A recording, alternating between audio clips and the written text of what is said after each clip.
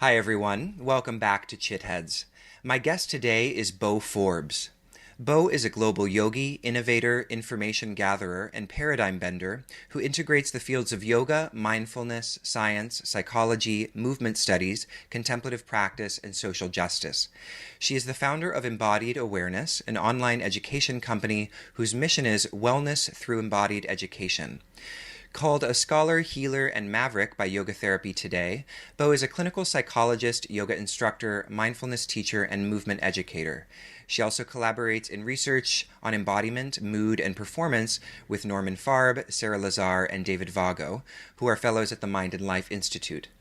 Bo recently collaborated on a think tank grant from Mind and Life on embodiment, contemplative practice, and equality, which focused on reducing implicit bias and prejudice.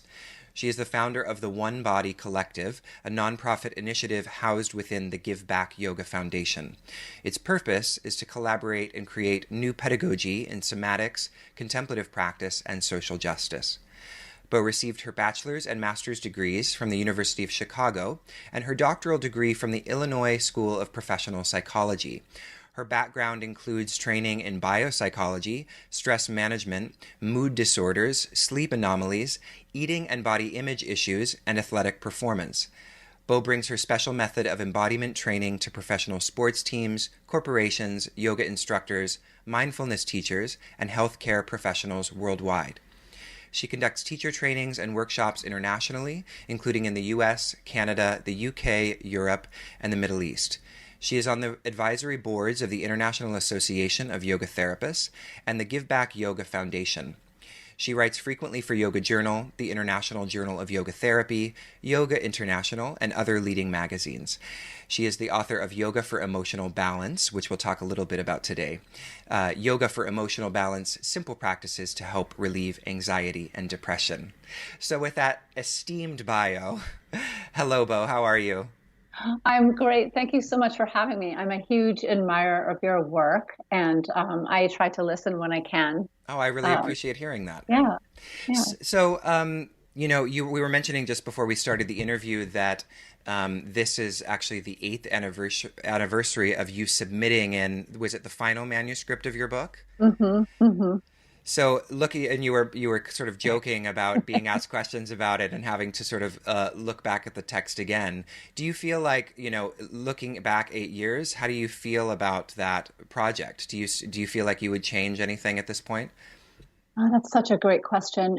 In some ways, I have picked up the book from time to time, and I'll look at it, and I don't know if anyone else has this experience, but I'll think like, who wrote this book? It's Yeah. just, um, and uh, but I had a very intimate relationship with I can say every word in the book. So Mm. in the final stage of editing, the copy editor that my publisher had hired had a family illness and was unable to copy edit. So I ended up doing my own copy editing, which was a really phenomenal experience. So Mm. I feel in some ways that like there was intention sort of embedded in everything. But I will say that 8 years on. Yeah, I think in some ways for me, when I look at that book or sort of page through certain parts, I can see the inception of what I'm still doing today. So I think one of the really big um, focus areas of the book really had to do with the idea that the body is a vehicle for transformation, Hmm. and also that our narratives, the kind of not our own stories in a sort of autobiographical sense, but the stories we tell about our experiences often run counter to the intelligence of the body. And it was shortly after the book was published that some of the neuroscience on those patterns of thinking and our narratives came out. So Mm. I think it was happening at a really exciting time where some of the things that I have observed for years in the students I worked with and in clients that I had seen back when I had a psychotherapy practice were starting to kind of germinate in the world outside. But yeah, so in some ways, it is funny to think like, oh, um, this is so long ago, and yet I definitely stand by what I wrote and what I was processing at the time. And in particular about sort of, I think the book really is, in its own way, a kind of uh, a primer for body-based contemplative practice. Mm, So it is really meditative, and I feel like we can have that richness of meditation occurring inside the body, in the field of the body, if yeah. that makes sense. Oh, absolutely. Yeah, I think it's interesting, and I'd like to go back and just situate the text a little bit for everyone, and then we can talk a little bit about the way that your work has evolved, because I know you're doing a lot of work focused more on social justice now, and so I think it'll be interesting to see, hear you talk about the way in which this work translates into the work that you've, evolved into. But just as a way of kind of introducing the book for those that aren't familiar with it, which even though is 8 years old, is still a profoundly refreshing book in a lot of ways. And one of the ways that one of the things I appreciated about what you point out is you say in the book, you don't need to understand or even process your thoughts or emotions in order to experience dramatic shifts in mood, behavior, and well-being, which is obviously a radical statement with regards to the psychotherapeutic status quo, which is grounded in forms of talk therapy. And you say that or I notice that it hinges on your observation that conceptual insight is not required for change. This is also your quote. Conceptual insight is not required for change. In some cases, it actually interferes with it. So I wanted to hear a little bit more about that specifically. When do you think, from your perspective of many years in psychotherapeutic practice, when does talk therapy actually contribute to issues or inhibit the healing process? Yeah. So I think that's a wonderful question. And part of the challenge is that in psychotherapy, we really train in the art of sort of linking what's happening in someone's present to what has happened in their past, Yeah. kind of connecting it, making meaning from it in a way that can be really healing. And yet, doing that in many ways is sort of activating a network in the brain known as our default mode network, that sort of part of us that engages in selfing, engages in meaning making, and often has a sense of negative self-referential aspect. So I feel in some ways those connections can be very liberating, at least in the beginning, and then there comes a time in which maybe we kind of cross the threshold into repetition compulsion. And so the job, I think, of a psychotherapist is to really have a holistic understanding of when talk can be helpful and when not. And I think there are other issues at play as well. So one of those being that when we're deeply in our bodies, when we're present with what's happening in our bodies, that is a really different state from our conceptual sort of sense of what's happening in the body. And to some extent, I think most humans alive today are working with connecting more to our bodies. It's really Yeah. body intelligence, body connection is really marginalized in modern culture. So it's tempting, I think, to sort of utilize the mind to enter the body and then kind of describe experience or order experience in the body. And in some ways, I think the most powerful experiences that happen in the body are really non-verbal. Yeah. Not to say that they don't have any words, but they're images, sensations.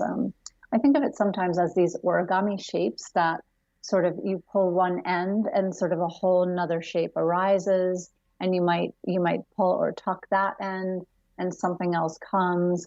So it's almost like to me, it's like a Cyrillic alphabet of images and Mm. sensations, kind of dancing on the inside. So it's not to say that you can never describe because we do, but I think there is a way in which allowing the body to lead that experience has an element of healing that is so profound and so transformational, but also somewhat uncomfortable if we're used to conceptualizing. Yeah. So does this connect to the idea in your book that we can give our power away to our stories? Yeah, I think it does. It is such a really well-worn samskara, So Mm. say, for example, we're having a little bit of technical stuff going on today just between us. And I could say, nothing ever works out for me. It's always going to be difficult. Right. Why is this happening today? That's a really normal human response. And I think to some extent, it's a way that we bond with one another socially around sharing those stories. And yet I'm also priming the pathways in my mind and brain, but also in my body that have that tendency to interpret experience in that way. Mm.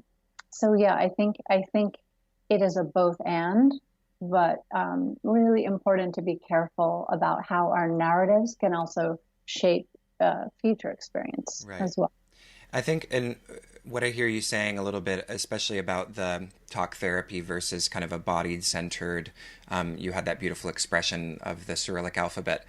Um, so, is partly the underlying kind of assumption that, if I understand the logic behind what has happened to me, that somehow an understanding of that, linear logic according to some particular narrative is going to be liberating? Is that part of the assumption that we're working with in some modes of psychotherapy? Yes, and I think that can be really correct. So having a framework in which to locate our experience and Mm-hmm. then having, I think, sort of healing narrative around it, and even narrative that encompasses and makes space for the painful things. So this is not to say that we should never narrate Right. or that we can't sort of acknowledge the pain that we're feeling. That's really important. I think really making conscious choice about how we do that, how frequently we do that, who we do that with, um, and then even looking at what we're creating when we do that. And I want to be really careful here because I think people can very easily feel that or understand that to be like, okay, narratives are bad. We need to get rid of all narratives and Yeah. only honor the body. Um, and that's not the case. But I think the narrative or conceptual insight as driving our healing is also not the case. So at least for me, in my opinion, and I Yeah. realize that is you're saying truthfully, accurately that is a departure not only from modern understandings in psychotherapy, but also contemplative practice, Mm-hmm. where the mind is seen as the vehicle through which we create change, and that if we train our minds, we'll change our brains and bodies. Yeah. Um, and that is a really prevalent belief out Yeah. there right now. I like what you pointed out just a moment ago because it sort of touched on something I wanted to highlight about your work as well, which is that oftentimes you hear, I feel like in the yoga community, or in this kind of contemplative community, this denigration of the intellect, or sort of this hard distinction between the narrative side and the felt emotional side, to the point where the intellect is often there's almost like an anti-intellectualism embedded in this sort of privileging of the affective, where what I feel like you're pointing out is that the right use of the intellect, or a skillful, more nuanced use of its faculties, might be something that we could call affective reasoning. So it sort of bypasses this crude distinction between the mind on the one hand versus the body on the other hand, and then of course reifying this old mind body dualism that we've become so familiar with. We slip into that in so many different ways, and I'm not alone in that. Yeah, I mean, I love the way you've described that. And, certainly when we relate this to emotional health and even social health, we can see that this idea of cognitive reappraisal, a kind of perspective taking, a sense of being able to observe our experience while also experiencing that is very important. I think that's part of why we practice, not just to find another way to privilege a certain kind of intelligence, but Yeah. to create a kind of a musicality between the two, and less serrated edges, I guess you could say, in between Mm-hmm. these forms of intelligence. Yeah. So how does this then connect to? I loved this. You said your clients need practice sometimes more than they need to process, which I thought was a really nice way of putting it. So how does the what we're talking about connect to, practicing versus processing? Sure. So I love the distinction that you're making between practicing and processing. And I think if we give that some granularity, so that we're not juxtaposing them too much, I Yeah. think there are times when to process something can be itself contemplative practice. And then there are also times when practice, whether we're talking about meditative practice or movement practice, can be a means of processing. Yeah. And then I think just taking care with, I do sometimes hear people say, and I have felt myself, oh, I'm going to move now so that I can release what I was experiencing, or I'm just going to let it work through me. And that's not necessarily, I think, a way of entering our states.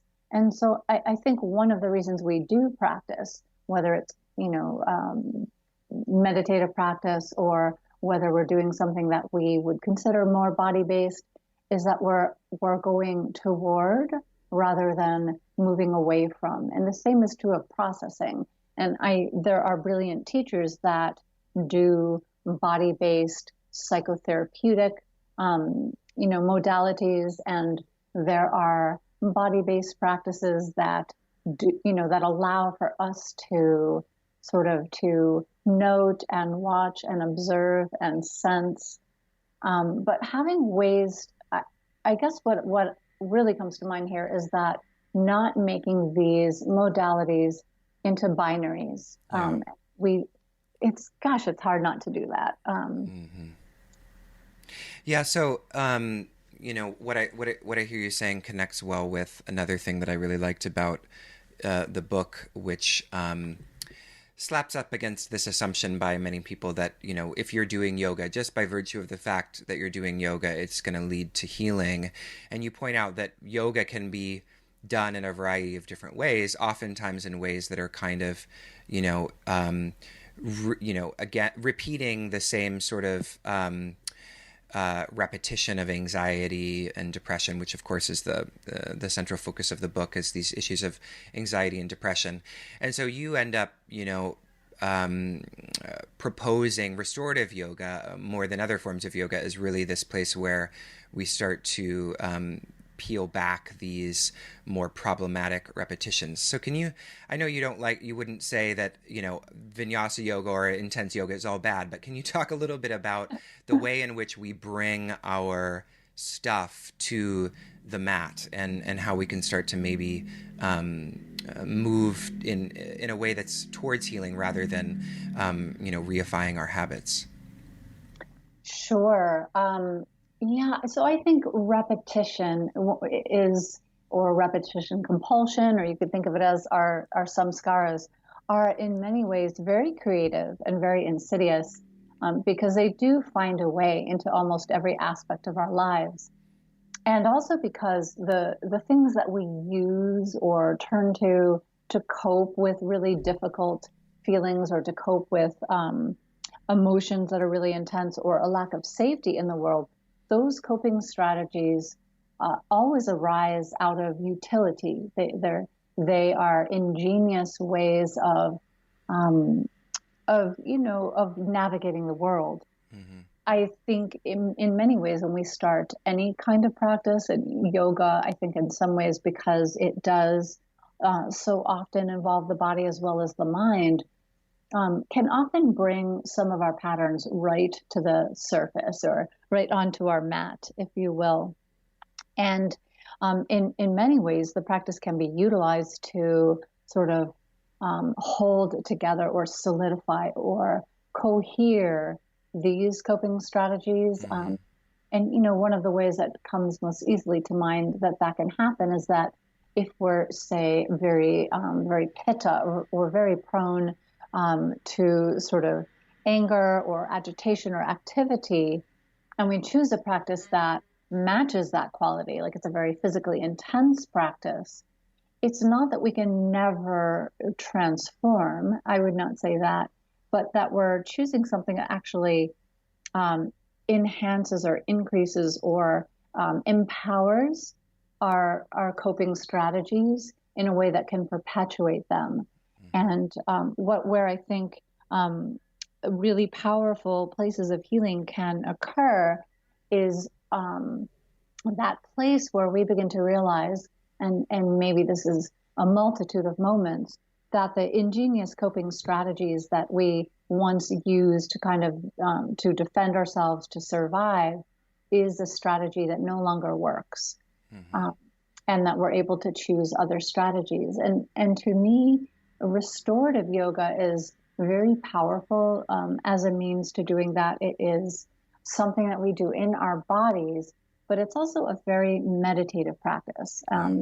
And I taught restorative for 18 years. I just stopped a year ago, teaching an organized restorative practice. But in that time, I feel that I was really instructed in the very mysterious and often miraculous ways that providing a vessel or a strong container for the practice can enable a lot of change to occur, and particularly in the way that we cope, and a lot of bolstering too. And again, part of the difficulty has always been that people see restorative yoga as just a lying down or passive practice, or Mm-hmm. something that maybe we only do if we're really injured or sick or tired or need it. I'm using air quotes there. Yeah. And in many ways, again, that's sort of highlighting this binary that we have between active practices and what we might say, I'll use air quotes again, passive practices. And really looking at how can we stretch that into a continuum so that we allow for the power of dynamic rest, a practice that's really, really animated and very rich, and also at the same time restful. And I think that that can sometimes get lost in practicing only one style, or in being devoted either to full on passive rest, again, air quotes, or full on active practice, also in air quotes. So just kind of noting how our minds can be really colonized when it comes to the way that we approach these things, Mm. as binaries, when really that's artificial. Yeah. Do you think that part of what contributes to this, to some people's kind of aversion to restorative yoga as being, too passive, is partly due to kind of a conflation of yoga with forms of exercise? So people are seeking yoga as a means to physical fitness, and then think that like the emotional benefits, which do generally come with any form of exercise, that somehow it's going to come more with something dynamic and intense than it is with something that seems soft and gentle. Oh, yeah. I mean, that's such a great way of putting it. I think we are really sort of drawn to and entranced by the idea that strong sensation equals change. Mm-hmm. And that's kind of both a patriarchal notion, I think, something that is sort of embedded into our culture.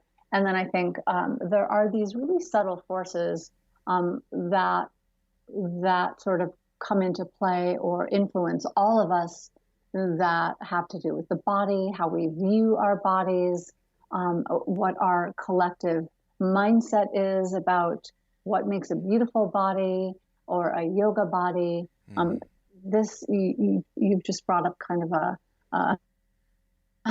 a maelstrom of different beliefs that I think are bound into one. So that most often, I think almost anyone, if they had the choice between choosing something that seems active or might do more, or do more for us physically, and something that is passive, will be like there will be a process by which it might be tempting to say, well, I'm gonna do the active, and then if I have time, I'll do something restful. Yeah. Um, Yeah, and you connect that quite well to this, the quick fix prescription that people who listen to this podcast will be familiar with. We talk about it all the time.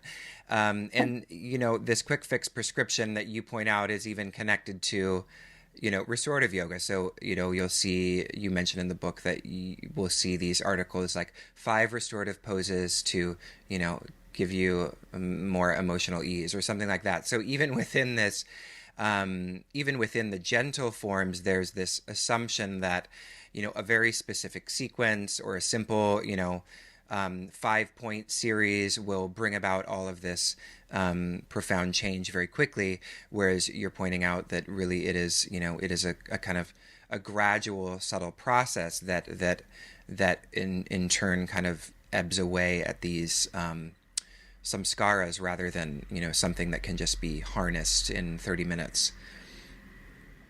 Oh, yeah. I mean, I do feel that the prescriptive qualities that are kind of embedded in our medical, our modern medical paradigm, which is like to isolate different parts or organs as problems and then to directly address symptoms, in those organs, that can permeate the yoga world as well. And Right. especially, for me, sort of having been involved in the sort of the process of understanding what yoga therapy is and what it might do for us, there are ways in which even whole communities within the field of yoga, and I would say yoga therapy is one, are trying to understand and legitimize a field and therefore testing protocols, say for back pain or for Right. anxiety, becomes something that you are drawn to do because it offers that stamp of Mm. legitimacy that the medical community can look at. And so understanding where we are at this point in time, I think, can be helpful because in truth, we know that it's not the poses that we do, right? I think it's not the particular forms of breath work that we do. It may, in fact, be the quality of awareness and attention that we bring to the practice, which you could think of as interoceptive awareness or mindfulness, you could say, or mindfulness of the body, and and then I think, gosh, it opens up a door to even look at the way that modern language in yoga, the language of instructions, the language of assisting, the language of sort of understanding where each pose might fit or what it might do for us are then sort of derived from this framework that has prescriptive qualities embedded in it. So yeah, I feel like there's so much there Yeah. to talk about. How many days do we Exactly. have? So you mentioned interoceptive awareness, and I wanted to actually talk to you about this distinction between interoceptive versus proprioceptive awareness. So can you unpack that a little bit for us? What is the difference between these two? Sure. And one thing I'll say as a means of creating context is that they're often spoken about as very distinct from one another. Mm-hmm. And in fact, they appear, I think science is helping us to understand that they have a relationship and also an overlap. Yeah. So maybe I'll just describe exteroceptive awareness Okay. as a means of locating that. And I'll talk about this sometimes as the continuum of embodiment, where we might be locating at certain points in that very overlapping continuum, or you could think of it as a round, a shape of round. But proprioception, or rather exteroception, is the sort of attention we place onto the things around us. Mm. So it's kind of our visual acuity. Sometimes it's hearing sound, it's scanning our environment, noticing other people, um, just paying attention to what's happening outside of us, Yeah. outside of our bodies, outside of ourselves. And it's useful, right? So it is important for us to be able to do that in order to survive, but also Mm-hmm. in order to relate to our environment. And then we have proprioceptive awareness, which is, you can think of that as an awareness of where our body is located in space. Mm-hmm. And also, like, I would expand that to how much space we take up versus other people. and even what we're telegraphing through our bodies, what we're actually communicating, that might be very different than what we're consciously aware of. So that's how I might kind of creatively describe proprioception. And then interoception has, wow, it's such a huge and rich field. But one of the ways you could think about that is to think about what's happening on the inside the body. So, what am I feeling inside? And, but you could also think of it as an action, like a cultivation of mindful awareness of sensation as sensation changes from one moment to the next. And then I often like to use a definition that has been developed in the sort of neuroscience of interoception, which looks at interoception as the capacity to receive and then also appraise and then respond to sensations or signals that are happening in the body. And that also is a really rich one because it sort of evokes the idea that how we do those three things, how we receive signals, how we appraise or understand them, and how we respond to them impacts our emotional health and even our physiology as well. And interoception can include breathing and also air hunger. It includes our skin response, which was formerly thought to be only proprioception. Interoception includes awareness of our heart rate, hunger and fullness, abdominal distension and fullness, and also, bladder fullness. It includes warmth and coolness, and also muscular activity, even soreness, and then sensual touch and also sexual touch. So it's a pretty rich field inside of. So is interoceptive awareness, is it does it have a kind of agent-like quality? In other words, for example, that we have these studies of, well, not super ancient yogis, but yogis who were able to regulate their heart rate via forms of meditation. So does interoception, is it just a sort of a kind of observing capacity, or does it actually have the capacity to change, inner states?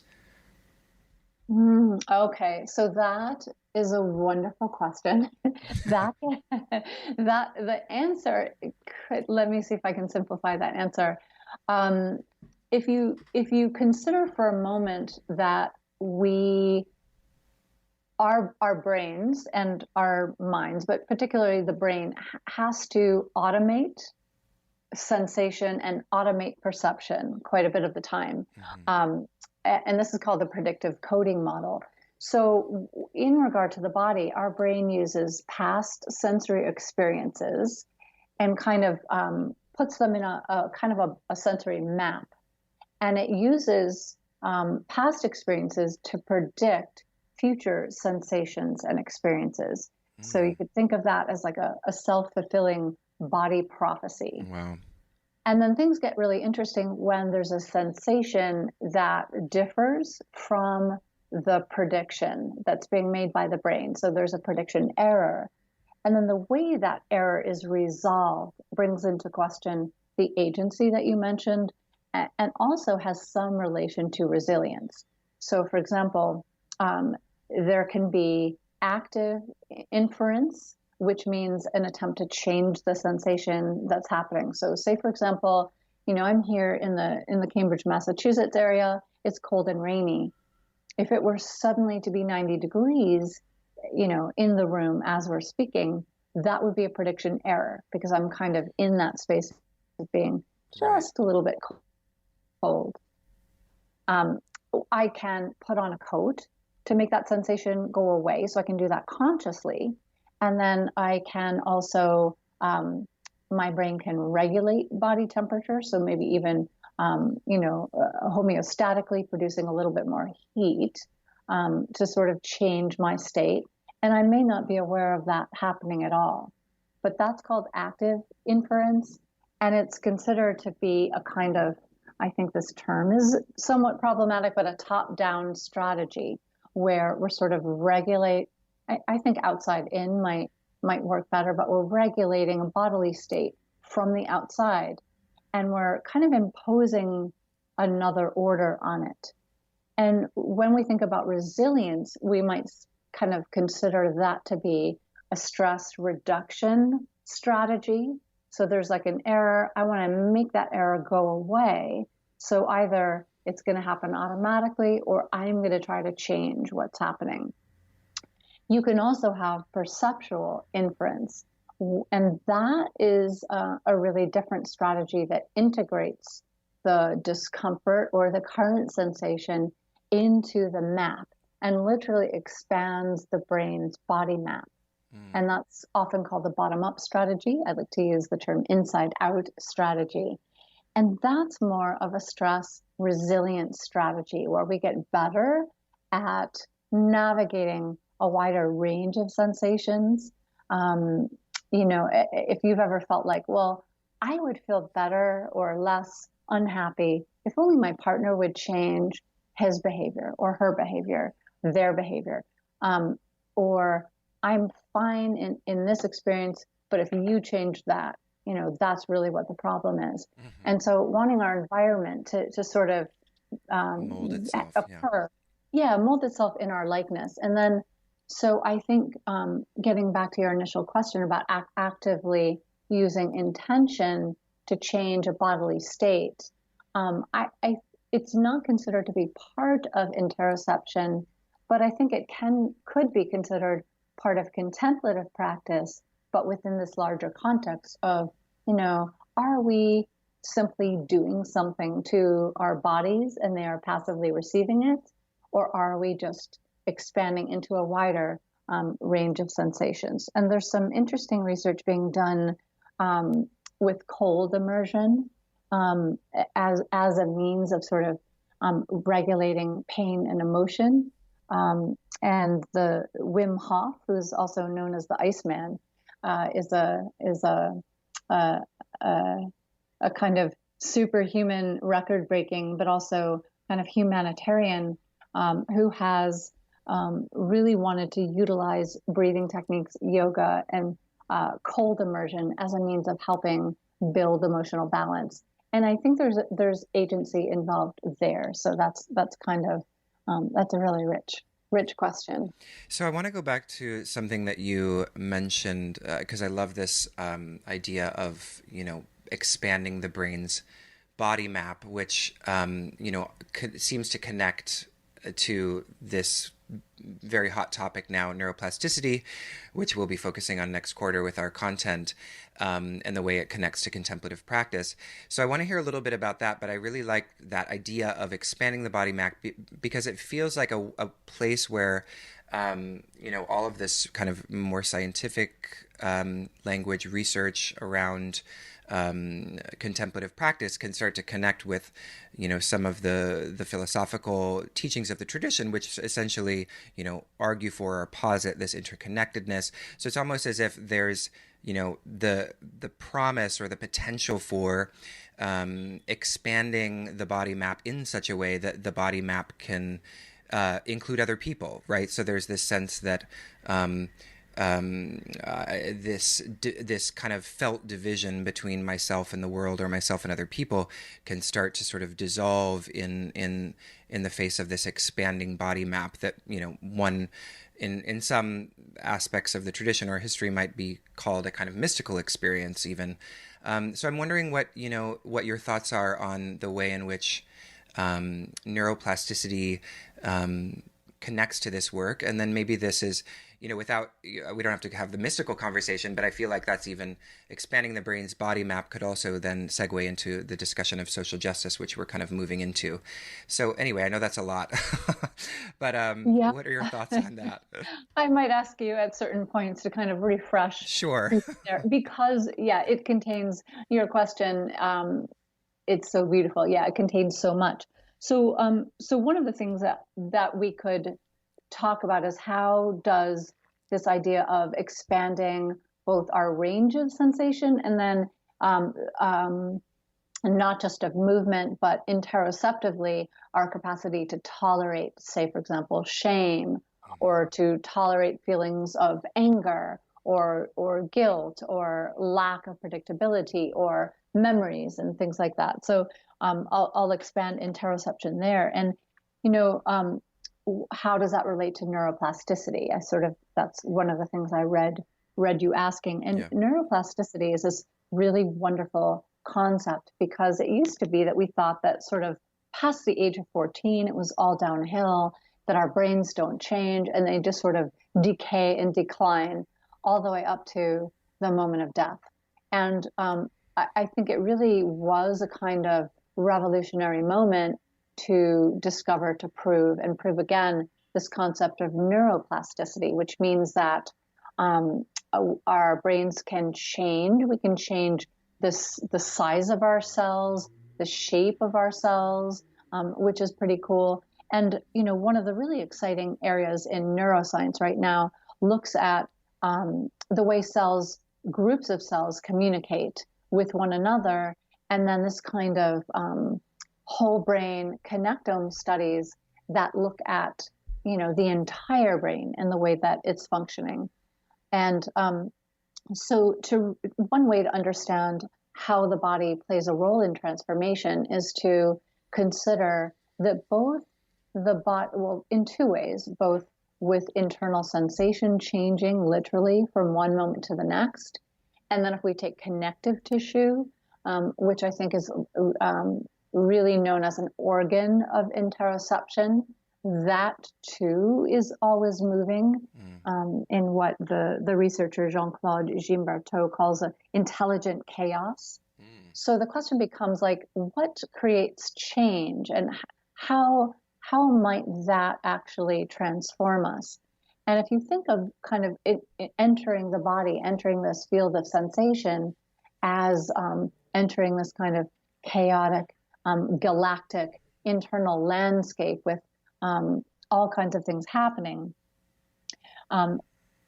we never know what we're going to find. There's always a sense of being really unprepared, even if we're using our conceptual mind to enter the body. And then over time, what happens is that we become more and more comfortable with sensations as they're occurring, with kind of this intelligent chaos of the body. And that makes the field of the body, even if in its shifting uncertainties, start to feel more like home to us. And we develop a kind of visceral resilience. And the really exciting contributions from neuroscience show that this visceral resilience really generalizes up to the brain, where it translates into emotional resilience. And that means that paying attention to, attending to, meditating in this changing field of the body becomes a training ground in contemplative practice. And to me, if we're looking at that on a micro level, we can say that the idea that we have to change our mind in order to heal the brain and body, which is one element of neuroplasticity, could be expanded into what the pain researcher Lorimer Moseley calls bioplasticity, and Robert Schleit calls fascioplasticity. But this really cool sort of opening for us to change our body by cultivating this resilience and other things as well. And that changes our mind and brain. So I think I only got one of your... No, yeah, I asked too much at this. I do that sometimes. I Pack love it it. all in. I love what you're saying. I mean, it's so beautiful. This, I'd never heard intelligent chaos before as a concept, but it really is very. It's such a beautiful idea, and then the gesture of kind of including bioplasticity and fascioplasticity seems to be kind of in line with our earlier gesture of avoiding the reduction of all of this stuff to just brain, as if like, again, reifying that sort of brain versus body thing, whereas you're really talking about a kind of, it seems it's a more holistic way of looking at this kind of truth of plasticity, broadly conceived by talking about not only neuroplasticity, but bioplasticity, fascial plasticity. So it's just beautiful.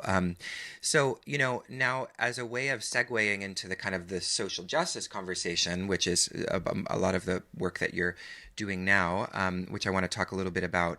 So, just as in the spirit of segueing nicely, like how does this work that you've done, I mean, presumably, like we can't have a sustainable social transformation without, emotionally balanced people. So how do you see this kind of previous work that you've been doing on emotional health and balance with, the work that you're doing now in social justice work? Okay. Yeah, and I think you'd asked also about yoga philosophy, and so Yes. to kind of tie those threads together, if that's possible, is to really look at how the body is really a ground for intelligence and wisdom and knowing. And one of the sort of powerful parts of like why the body, why is the body like why visceral resilience? And I think part of the power of the body is that it becomes both object, that's experiencing the world, and subject, Hmm. that is viewing, or you could say seen and seer, if Right. we want to tie that to the sutras, and that it's the dance between those and finding facility in switching back and forth between them is a kind of perspective taking that is itself transformative to us. Yeah. I think where that starts to connect to social justice is that I think in my view, which can be seen as maybe a little radical, anxiety and depression and chronic pain and addictions are not, let me say it more nicely, are not just, I'll put that word in there, genetic and biochemical, Right. but they are, I really think the research is pointing to them as diseases of disembodiment. And Mm. they relate very much to anomalies in interoception and also in this part of the brain we mentioned before, this default mode network that does a lot of selfing Yeah. and a lot of othering of other people. And so um, a lot of, and let's just take implicit bias. So we'll go from the perspective of, I think you could say the colonizer perspective, Yeah. even though I'll acknowledge that there's a lot more to that. Um, but if we take that perspective of really understanding implicit bias as a bias toward people that we are determining to be not us, or Hmm. a bias toward people that we feel that are us, and that's our in-group bias, and then a bias against those that we have decided are part of the out-group, and that the brain seems to make those choices automatically for some people. They get sort of stuck into some scars, and I think that's part of our educational system, part of interpersonal and systemic bias and oppression as well. um, and and so you could think of this also as an immune decision, in much the same way that a food we eat might be seen as being not us, or a part of our body we deny as being not us. That is an inflammatory response. Mm. We had what you could think of as a social immune system, in which deciding that whole groups of people are not us, that they're not the same body, that they are not part of our group, is almost like a social inflammatory response. And so, Wow, that's you know, awesome. yeah, I think it's exciting. And these aren't conceptual uh, issues, right? They are also felt in our bodies. So I think that only using conceptual insight to resolve issues of systemic oppression is really an impossible endeavor. In part because, and I think this connects, white privilege and other forms of privilege, systemic oppression, white supremacy, are all forms of really acute disembodiment Mm. and a centering of our own experience, you know um, to the exclusion of others. And so we we the desire to be a good person, or in the yoga world to be a good yogi, to have good intentions, maybe irrespective of their impact, are it's like a huge psychological defense structure that makes it hard to see beyond that.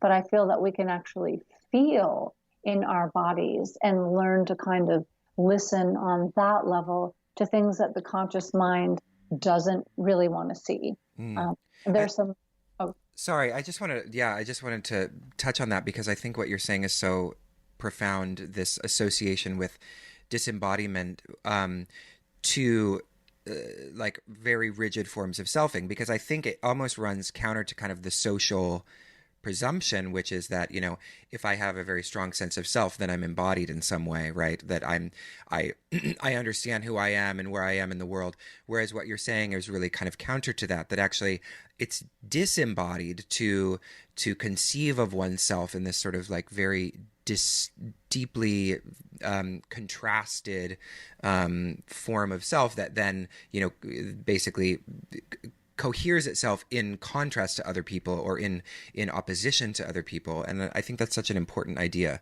like a new way of thinking about embodiment that is inclusive.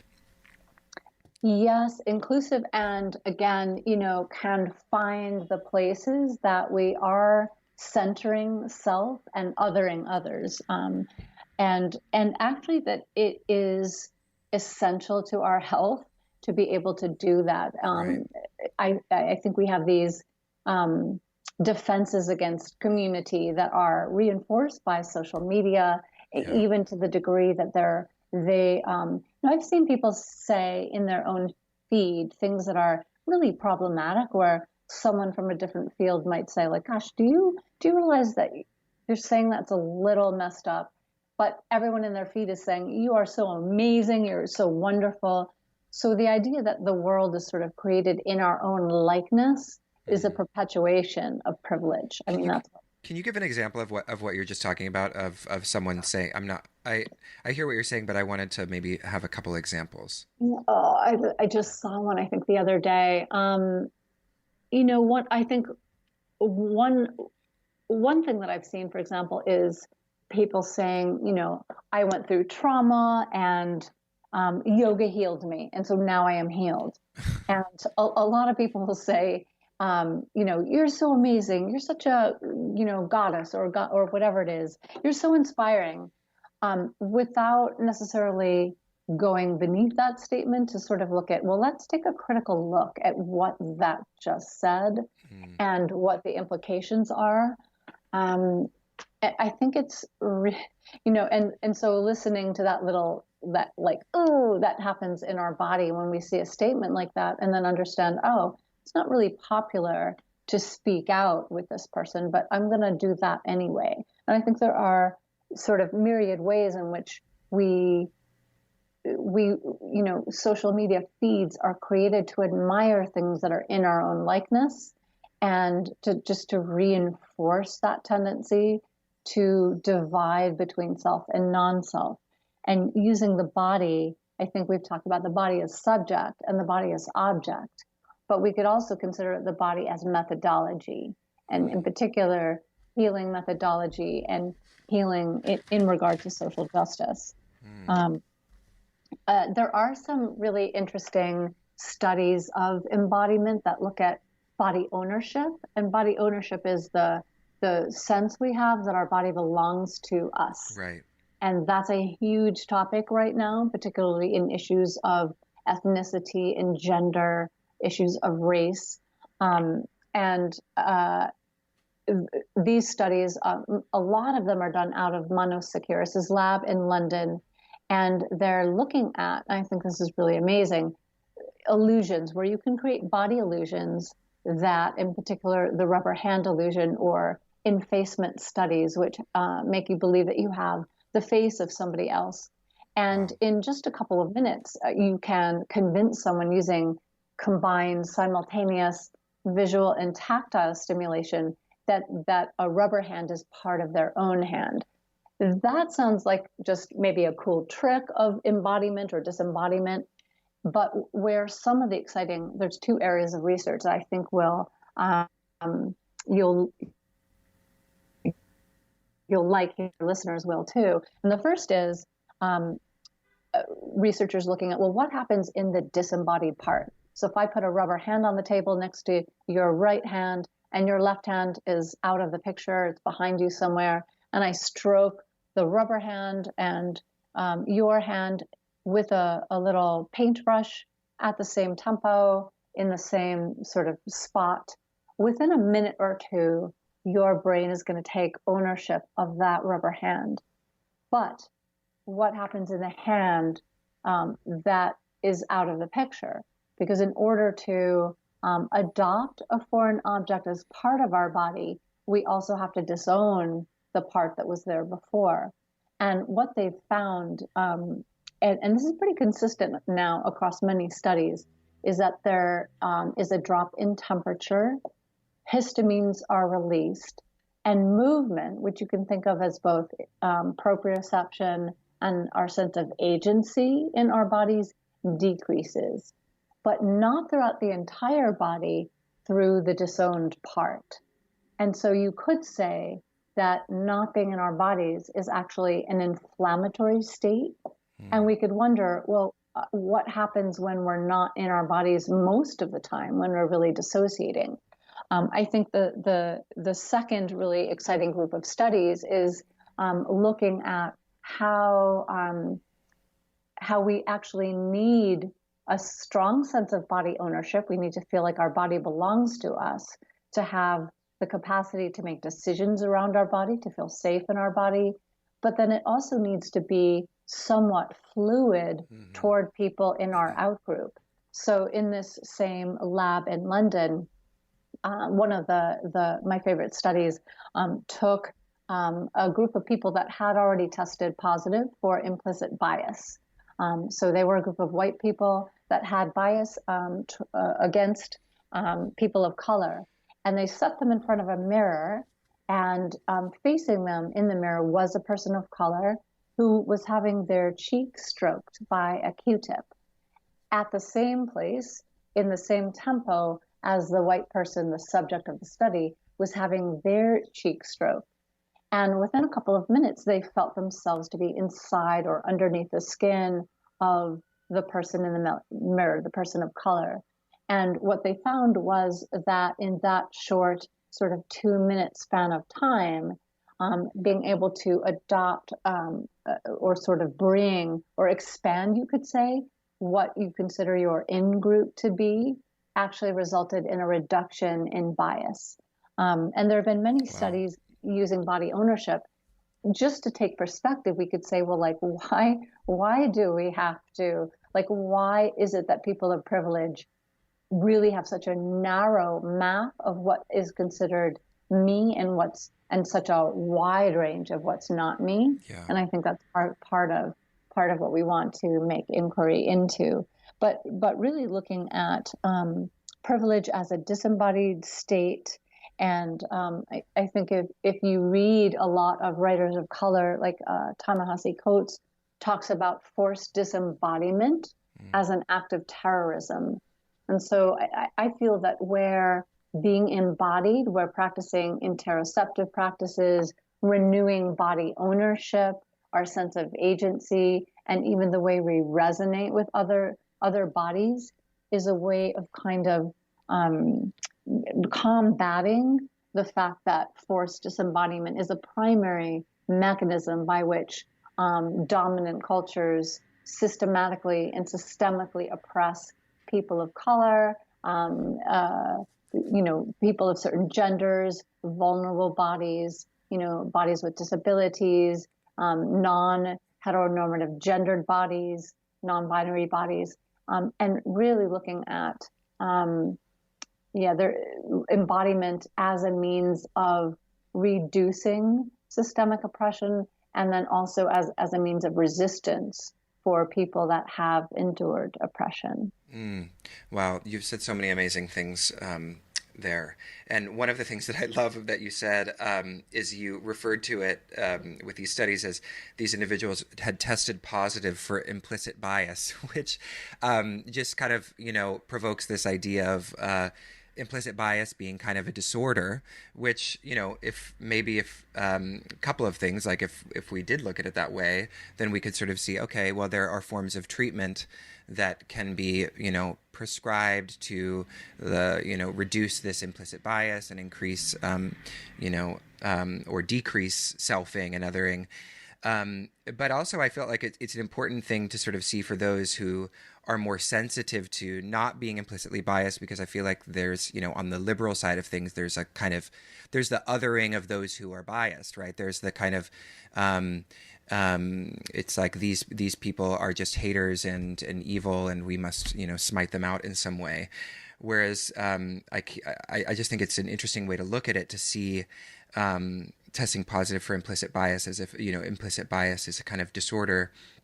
But the thing that you said about, I want to go back to body ownership, because it seems to bring up kind of, and you've touched on this a little bit, but in the same way that, like, for example, in Ayurveda, there is a kind of teachings around not, disentangling oneself from ownership of certain diseases, right? So like, for example, I am not my depression, I am not my anxiety is oftentimes proposed as being a way of kind of liberating oneself of over-identification with a certain kind of disease, or recognizing that you have the power to not be fully identified with that.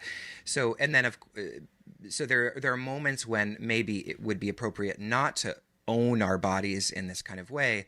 But then, of course, if we take that to an extreme conclusion, or we just sort of take that as an absolute, then we run into issues like, for example, with reproductive rights, where we don't want we do want there to be body ownership, and that to be honored, that that we own our bodies, and therefore the government can't sort of intervene.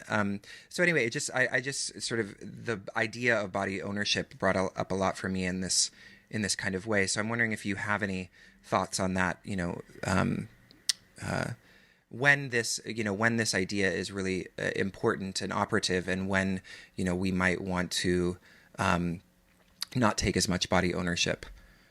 Yeah. Oh, what a great question. One thing I would say is that body ownership is very distinct and different from this idea of I am depressed, or Right. I am a survivor, or I can say that myself, having gone through sexual assault. But I would say, so our idea of identifying that you're bringing up, like I am my depression, that to me is more identifying with an idea rather Okay. than identifying with the bodily kind of resonance of that idea. I see. So Okay. I think it's really important for us to sort of distinguish, yes. And I think even in the book, although it's been a long time, I talk about how do we generate experiences of not depression in the body, or not anxiety in the body, because it's the appraisal system that's saying, oh, I just have that all the time, therefore that is me. Yeah. So your point is really important, I think, in that sense. Um, and then body ownership is being this sense that you could even think of it as our self to body relationship. Mm-hmm. And I'm sure that you will have some readers that are wondering, well, Bo is talking about this as though it's a dualistic issue, and we're all embodied anyway. And I've heard people say that before, and I kind of see what they're saying. Like, of course I'm embodied. I have a body. We're all embodied. I To say that in some ways, I think I just was teaching in Berlin and this came up, where someone said, like, I don't even want to consider the question, am I in my body or not? Of course I'm in my body. And then a male of privilege, I should say. And then a bunch of people raised their hands and said, well, no, actually, for people that have suffered any form of trauma, including racial violence and police violence and systemic oppression and being gendered and being othered, it isn't a given. Like, the bodies are not always seen in a societal way as belonging to us, and we don't have the freedom, for example, to move or to take our hands out of our pockets.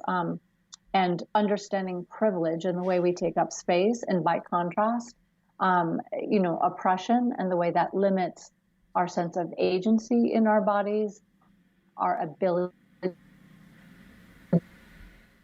to bodies, the sense that our bodies belong to us. Certainly, rituals that surround the body, like moving the body and music and dance and things like that. So I think in some ways the identifications are in the mind, but really looking at how many forms of embodiment. And I would put that on a continuum from things we do with our body to connecting with nature, sort of in a larger sense of as part of the body of which we are a part, our earth body, even things like embodied conflict resolution. So, making that important as well. That to me is a way of kind of focusing on methodology rather than identification as subject, right? I am this or I am that, but it's actually just a state of being and kind of being with. I think that's important. To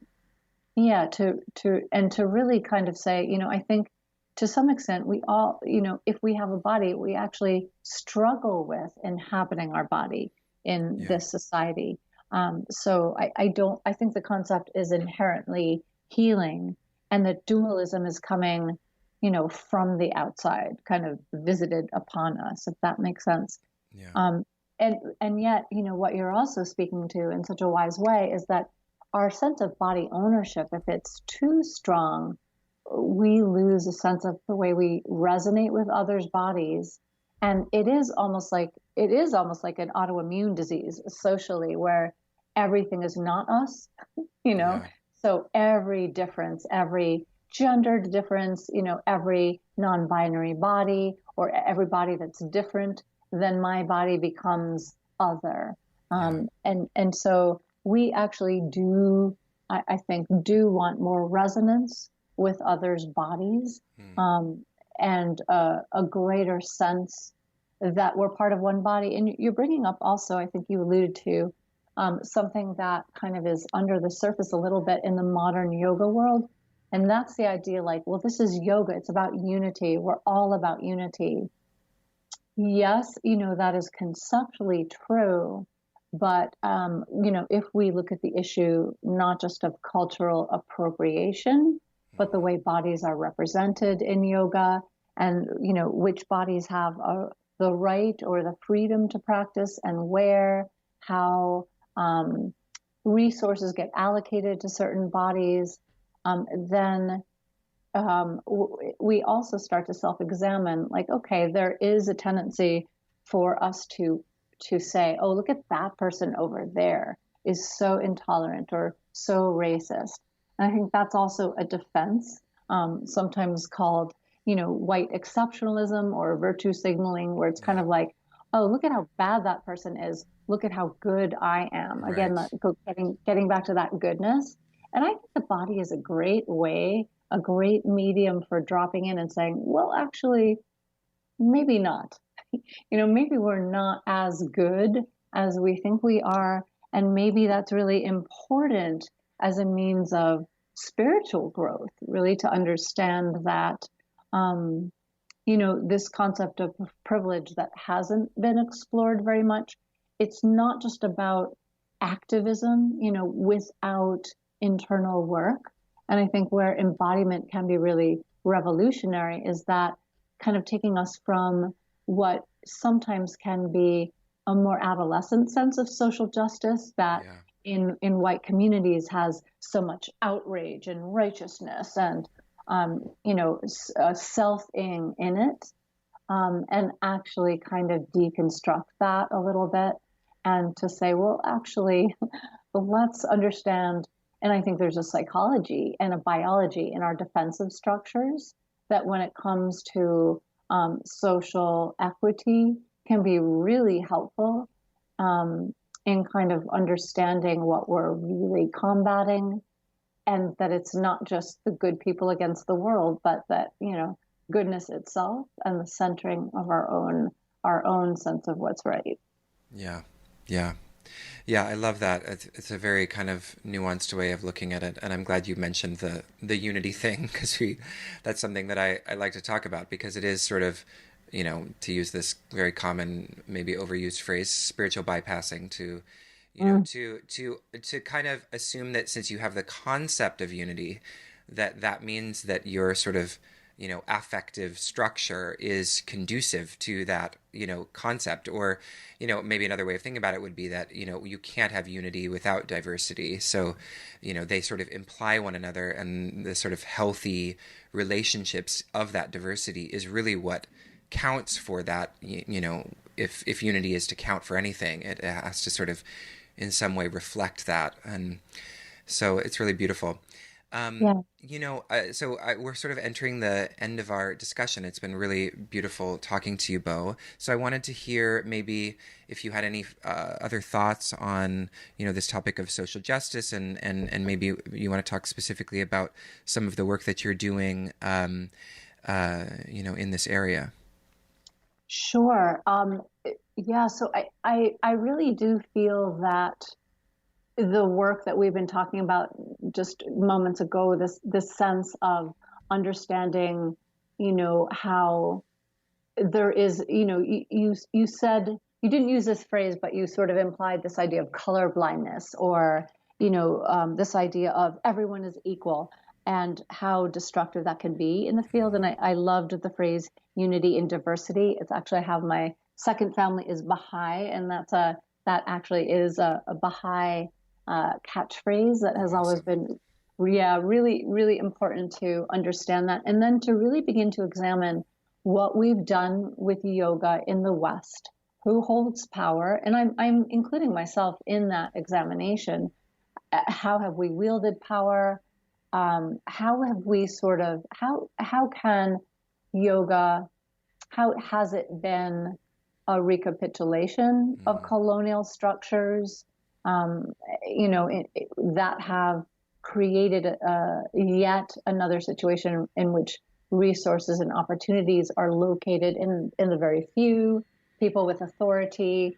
And I see this a lot, just even in the way people might be associated even with um, certain areas of expertise. Like mine might be emotional balance, but oh, I shouldn't veer off into another area. Or someone else's might be trauma, and it's very curious to me how how the patterns that we've been engaging in around yoga and some of the dialogues, I think we're going to have some difficult dialogues ahead. One of the things I have done for a couple of years now is to begin to teach on um, issues of white privilege in yoga, and how they're manifested through language and through patterns of how even how postures are taught, right. and privileged and alignment is sometimes highlighted, and people are shaped by instruction, and starting to pull some of that apart. We have a supervision group following a couple of the workshops I did in London and New York this year, and that group is making its way together through some of this. So I do feel like just reading on one's own is not enough, because we're Mm, blind to the areas in which we are complicit, or maybe do have privilege. It's very, very hard to expand the our you called it the body map, and I love thinking about that as a social body map yeah. of what I consider me. It's usually me centered, and then with a colleague of mine, Chris Manjapra, who is also a yoga teacher, and it is the head of the Department of Colonialism, Race, and Diaspora Hmm. at Tufts University. We've been teaching a course this fall to college students on colonialism, the body, and social justice, Amazing. using the body not just as the object of study, but subject and methodology directly in the classroom. So Mm, that has been such an incredibly rewarding experience, wow. and instructive. And so I think for me, um, that has been important. And then looking at connective tissue as a decolonizing practice, and beginning to kind of partner with other people that are in different disciplines. So I think that for me is always good food and nourishment to have cross pollination and interdisciplinary, creative dialogues and collaboration.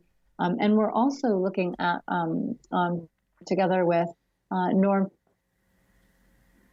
part of a study right now exploring interoception as a mediating factor in depression, and looking at both movement-based practice and interoceptive practices. So those are some of the places I'm engaging. And then, of course, I think doing a lot of my own work and receiving a lot of supervision around these areas, so that I'm not recapitulating the very patterns that I'm working to, Right. hydrate and expand.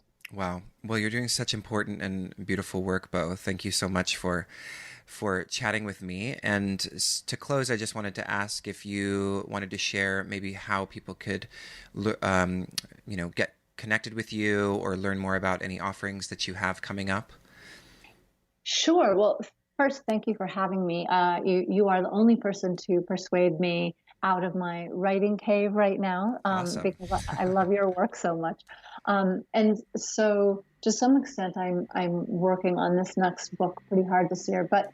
And so we don't even have our schedule finalized. But if you go to boforbes.com, you will see there will be a workshop schedule that we hope to have up by the end of the year. I am most likely going to be in London again in 2019. And then we have some Canadian journeys in there and local US ones.